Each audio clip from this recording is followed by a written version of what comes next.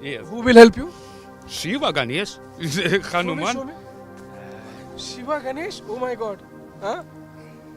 हाँ देखिए देखिए या Lord Shiva. Who is this? हाँ No, who is this? हाँ, भगवान शिव, गणेश, It's Hanuman. हनुमान, तो ये आपकी मदद करते हैं. हाँ?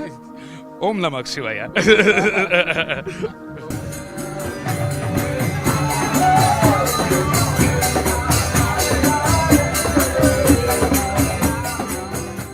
दोस्तों, आज सनातन धर्म भारत से ज्यादा विदेशों में फल फूल रहा है. दुनिया में बहुत सारे ऐसे देश हैं जहां सनातन धर्म का प्रचार बहुत तेजी से हो रहा है.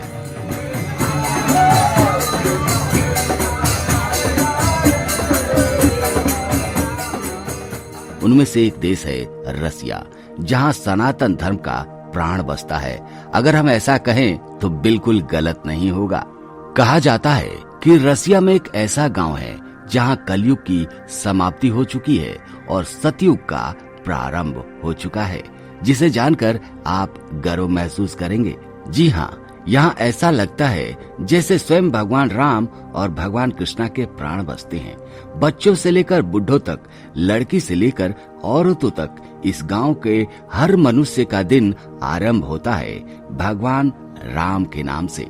अपना काम खत्म होने के बाद ये लोग भगवान के बारे में चर्चा करते हैं, भगवान के नाम का गुणगान करते हैं, भजन करते हैं. कुछ वीडियोस आप देख सकते हैं, आपको इंटरनेट पे भी मिल जाएंगे. ये कोई काल्पनिक नहीं है, ये हकीकत है. यहाँ पर बच्चे से लेकर बूढ़ों तक अपना जीवन भगवान कृष्णा और भगवान राम को समर्पित कर दिया है. इस गांव का दृश्य मंत्र मुग्ध करने वाला है. शायद आपको ऐसा दृश्य धरती पर कहीं नहीं मिलेगा. ये हमारा दुर्भाग्य है कि हम सनातनी होने के बाद भी अपनी परंपरा को अभी तक ठीक से समझ नहीं पाए हैं. इस दुनिया के चकाचंद में हम खुद को भूल गए हैं और भगवान को तो बिल्कुल भूल गए हैं. लेकिन दोस्तों, इस गांव को देखने के बाद लगता है कि यही है असल जिंदगी. सत्य तो ये है, हम भारतवासी सत्य को कभी समझ नहीं पाए, सनातन को समझने की कोशिश नहीं किए. लेकिन हमारा पड़ोसी देश रूस इस दुनिया की चकाचौंध में रहते हुए भी सनातन के सत्य को ढूंढ लिया है, सनातन को समझ चुका है. तभी तो रूस का ये गांव ऐसा लगता है जैसे सतयुग का गांव हो. और इसी बीच कुछ रिपोर्टर्स ने ये बताया कि जब उन्होंने रूस के सैनिकों से बात की, वो सैनिक जो यूक्रेन युद्ध में बढ़ चढ़कर हिस्सा ले रहे हैं, उन्होंने सनातन धर्म के बारे में कुछ ऐसा कहा जिसे जानकर आप चौंक जाएंगे, जिसे जानकर आप अचंभित रह जाएंगे. रूस यूक्रेन युद्ध में हमारे रिपोर्टर्स की मुलाकात रूसी कमांडर मैक्सिम से हुई. बातचीत के दौरान जब उन्होंने कहा कि शिव और भगवान गणेश मेरी रक्षा करते हैं. Yes. Who will help you? Shiva Ganesh, Hanuman. Show me. Shiva Ganesh. Oh my God. हाँ देखिए देखिए या Lord Shiva. Who is this? हाँ No, who is this? हाँ, भगवान शिव, गणेश, It's Hanuman. हनुमान, तो ये आपकी मदद करते हैं. हाँ? Om Namah Shivaya. बड़े गर्व से अपनी वर्दी की शर्ट उतारते हुए अपनी बाहों पर बने शिव और गणेश, हनुमान जी का टैटू दिखाया. उनकी भुजाओं पर त्रिशूल बना था जिस पर ओम नमः शिवाय लिखा हुआ था. हमें लगा कि ये महज टैटू भर का मामला होगा. हमने कमांडर मैक्सिम को थोड़ा और खंगालने की कोशिश की. हमारे सवालों के जवाब में वो अत्याधुनिक होते गए. कभी गीता तो कभी रामायण के अंशों का जिक्र कर रहे थे. हमने विषय को बदलते हुए उनसे पूछा कि अपने यूनिट के सैनिकों का मनोबल बढ़ाने के लिए वो क्या करते हैं, तो उनके जवाब ने हमें निशब्द कर दिया. मैक्सिम ने बताया कि वो अपने यूनिट के जवानों से कहते हैं कि गौ माता तुम्हारी रक्षा करेंगी, तुम बीफ मत खाओ. अगर तुम गौ मांस को नहीं खाओगे तो गौ माता की कृपा से तुम्हारे सैन्य ठिकाने के ऊपर कभी रॉकेट आकर नहीं गिरेगा. हमारे विदा लेने के दौरान कमांडर मैक्सिम की बातें आज भी हमारे कानों में गूंज रही हैं. कमांडर ने कहा कि युद्ध जीतने के बाद वो भारत आएंगे. भारत उनका दूसरा घर है. युद्ध में उनकी जीत अवश्य होगी, क्योंकि भगवान कृष्ण कहते हैं कि जिनके साथ धर्म है जीत उसी की होती है, और हम धर्म का सदा पालन करते हैं. हमें लगा कि ऐसे मामले गिने चुने होंगे, लेकिन यह हमारा भ्रम था. रूस यूक्रेन में बिताए करीब 4 महीने के दौरान जो रिपोर्टर्स ने देखा वो आश्चर्यचकित करने वाला था। मॉस्को एयरपोर्ट से ही इसकी शुरुआत हो चुकी थी।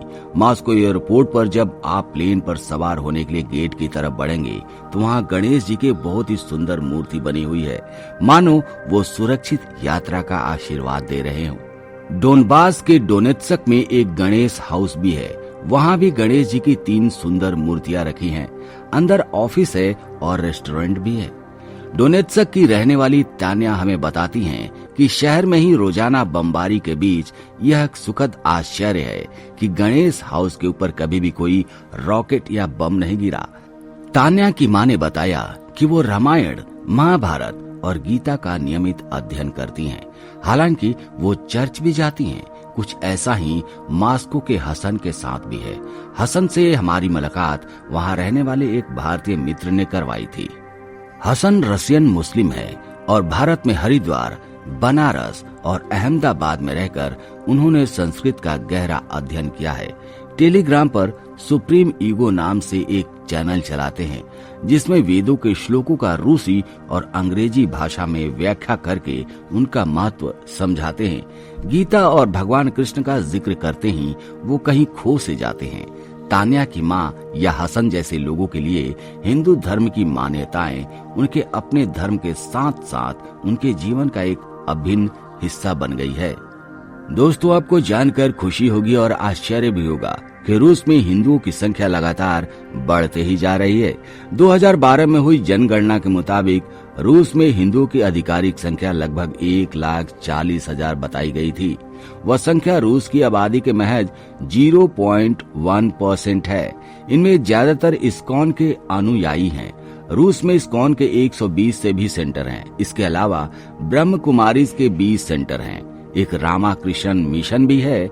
दूसरे और भी सेंटर और आश्रम है जो विभिन्न मतों के अनुसार हिंदू धर्म का प्रचार प्रसार कर रहे हैं। दोस्तों, रूस के अलग अलग हिस्सों में लोगों का मत जानने के बाद एक बात तो तय है कि भारत के प्रति इनके लगाव ने इन्हें हिंदू धर्म को जानने और समझने के लिए प्रेरित किया है।